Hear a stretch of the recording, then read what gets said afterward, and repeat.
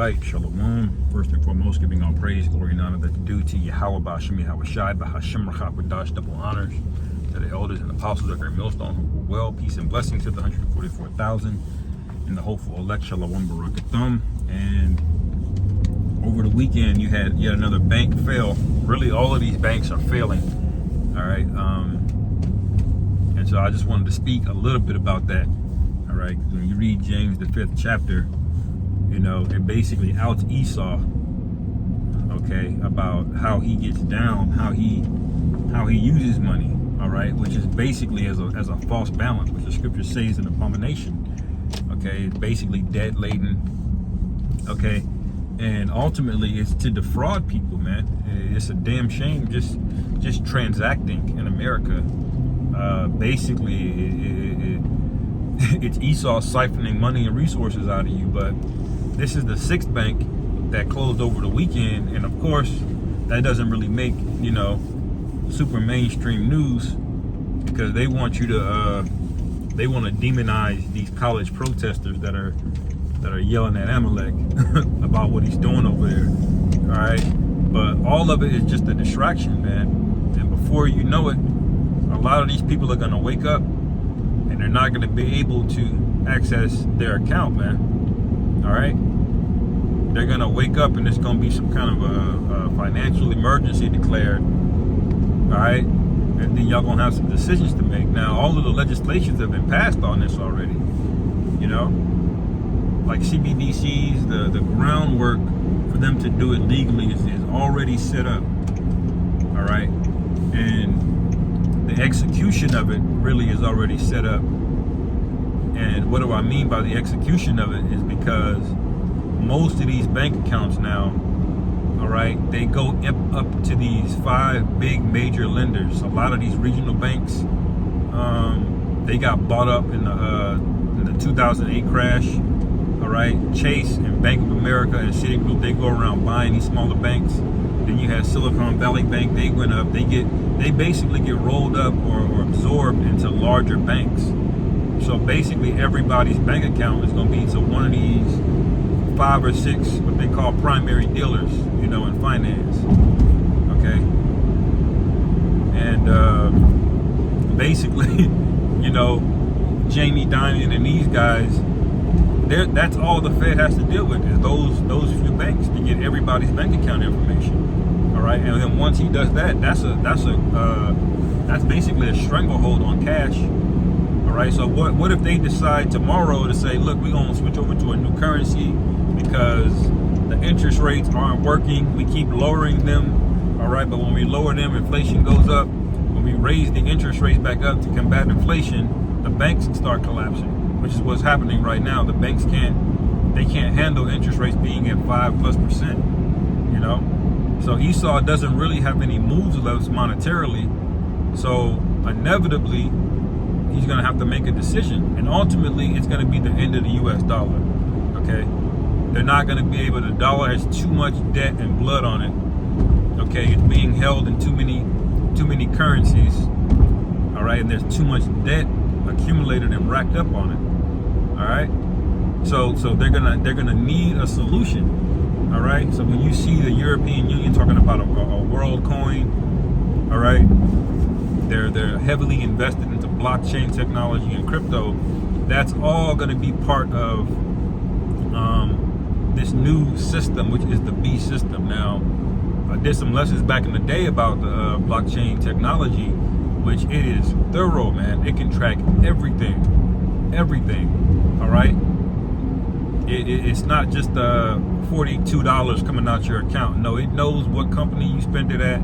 What category the product was in. Like some of these apps you download to help you manage your budget, you know, it can automatically categorize things. It knows something when you're at a gas station. It knows if it was a rent payment, you know, et cetera, et cetera. So blockchain will have that level of detail.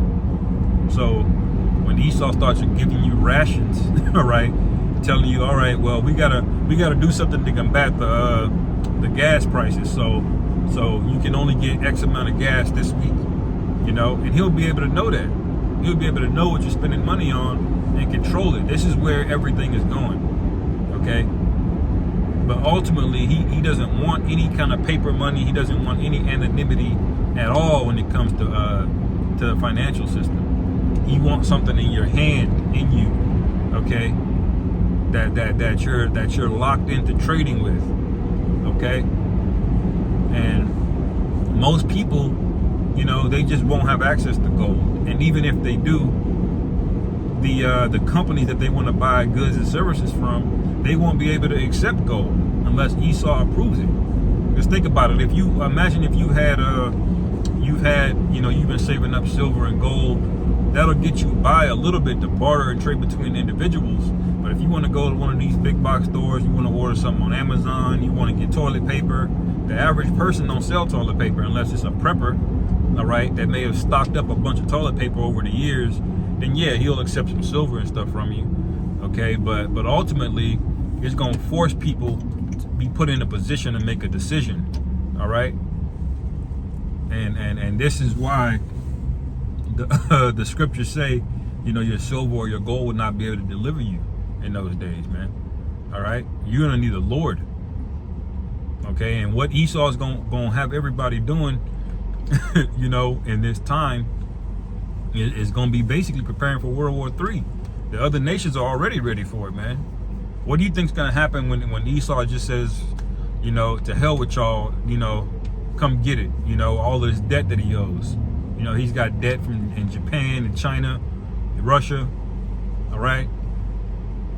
When he does that, that's going to cause a major rift between him and the other nations, an even bigger one than there already is, all right? Because MBS, which is the initials for the Prince of Saudi Arabia, all right, he's basically already done that. You can tell he's already dealing with China and Russia. He's not worried about the petrodollar anymore, okay? So something drastic is getting ready to happen, all right? And, you know, this is why we watch for certain things in the news to keep brothers on point, to be looking for these things, man, you know? This tax system, these financial systems, man, they are wicked. Okay, you're being robbed without even knowing you're being robbed. As a matter of fact, he'll make you feel good about being robbed. All right, you're like, yes, I got approved to pay 30% in interest, man. You're excited to pay 30% in interest. You see, because you're just happy to be approved. Okay, just to buy some bullshit that you don't need. And he's got a habit of selling you things you don't need. Why? Because he wants you destroyed. He doesn't want you building up wealth. All right? He wants you perpetually working 50, 60 hours a week. He wants you stressed out. He wants your health in question. Okay? Because you're basically all rats, you know, hamsters on a hamster wheel. You know, the rat race, if you will. That's what everybody is. All right? So keep an eye out for more news over the coming months, because something major could be happening on the financial front, because we know this is an election year. All right, and read James the 5th chapter, man. We know that this is an election year, and we know that the tensions over there, World War III, is basically there. It's basically started already. All right, we just need that first major javelin to be thrown. Okay, so them boots can get on the ground and them drafts can start, man. We sick of looking at you people. Goodness. Anyway, I'll end it there, man. Lord willing, this is edifying. Call halal Yahweh Ba'ashim Yahweh Shai Ba'ashim Rachak B'dah Shalom. Come Yasharal.